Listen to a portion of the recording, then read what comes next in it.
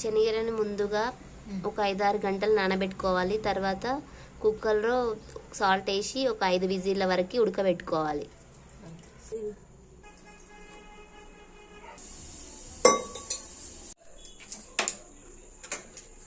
శనగలు ఇలా మెత్తగా ఉడకబెట్టుకోవాలి. ఉడకబెట్టుకున్న తర్వాత పోపు కోసం అయితే ఫస్ట్ ఆయిల్ వేసుకోవాలి. తగినంత ఆయిల్ పోసుకున్న తర్వాత ఆవాలు, జీలకర్ర, కరివేపాకు,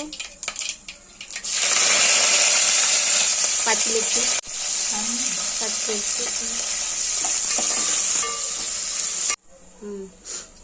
పచ్చిమిర్చి బాగా ఫ్రై అయిన తర్వాత దానిలోకి పసుపు వేసుకోవాలి. 2 స్పూన్లు నిమ్మరసం, కొద్దిగా నిమ్మరసం, ఒక నువ్వుల పౌడర్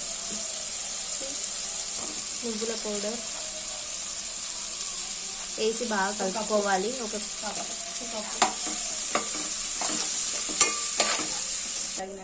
తగినంత సాల్ట్ మనం ఆల్రెడీ ముందుగానే శనగలలో వేసుకున్నాం కాబట్టి కొద్దిగానే వేసుకున్నాము.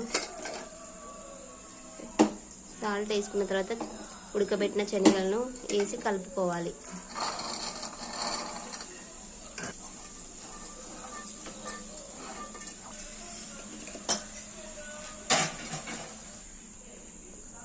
కలుపు